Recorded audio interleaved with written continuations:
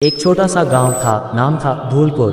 कच्ची सड़कों, मिट्टी के घरों और खेतों से घिरा ये गांव बाहर की दुनिया से कटा हुआ लगता था। वहीं एक टूटी फूटी झोपड़ी में रहता था रवि, 14 साल का, एक दुबला पतला मगर आंखों में चमक लिए लड़का। माँ बाप बचपन में ही चल बसे थे, रिश्तेदारों ने साथ नहीं दिया। जिंदगी उसे बस एक पुरानी चप्पल और खाली पेट दे गई थी। हर सुबह सूरज निकलने से पहले रवि हाथ में एक पुरानी बाल्टी लेकर पास की नदी से पानी भर लाता। फिर गांव की चाय की दुकान पर काम करने निकल पड़ता। दिन भर बर्तन धोना, झाड़ू लगाना और कड़क चाय लाकर लोगों को देना, यही उसकी रोजी थी। लेकिन जो चीज़ सबसे अलग थी वो थी रवि की आंखों की चमक। उनमें एक सपना था, कुछ बनने का, कुछ कर दिखाने का, पर रास्ता धुंधला था। रवि के पैरों में एक पुरानी चप्पल थी, बाएं पैर की फटी हुई और दाएं पैर की एड़ी घिस चुकी। बारिश में पानी अंदर घुसता, धूप में जलती ज़मीन उस चप्पल को चीरती, मगर रवि रुकता नहीं था।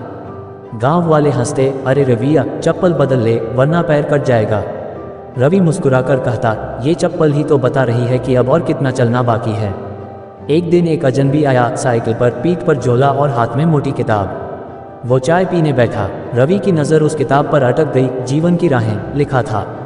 अजनबी ने पूछा, तू पढ़ता है? रवि ने सिर झुका लिया, छोड़ा था, अब फिर से पढ़ना चाहता हूँ, लेकिन पेट की आग पहले बुझानी है ना। वो अजनबी चुप रहा।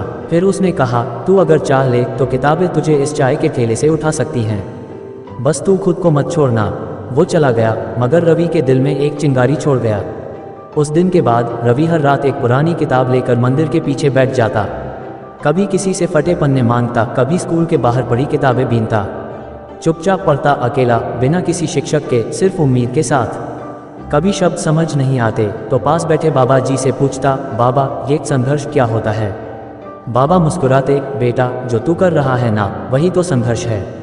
फिर एक दिन उस दुकान पर गांव के सरकारी स्कूल का हेडमास्टर आया।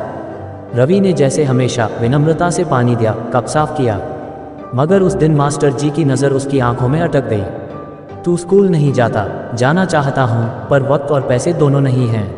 कल शाम 4 बजे स्कूल आ जाना, बिना फीस के, हमारे पास शाम की विशेष कक्षा है। रवि की आंखें भर आईं। पहली बार किसी ने उसे पढ़ने का मौका दिया। अब रवि की दिनचर्या बदल चुकी थी। सुबह 5 बजे से काम, दोपहर तक, फिर थोड़ी देर आराम और शाम को स्कूल। शरीर थकता, मगर दिल कहता थोड़ा और। कुछ लोग मजाक उड़ाते, अरे पढ़ लिख के क्या करेगा, फिर भी चाय ही तो बनानी है। रवि बस मुस्कुराता, शायद अब मैं दूसरों के लिए चाय नहीं, सपने परोसूं। 2 साल बाद रवि ने 10वीं की परीक्षा दी। गांव के लोग हंसते थे, इतनी देर में तो लोग नौकरी कर लेते हैं और ये अब तक पढ़ाई में लगा है।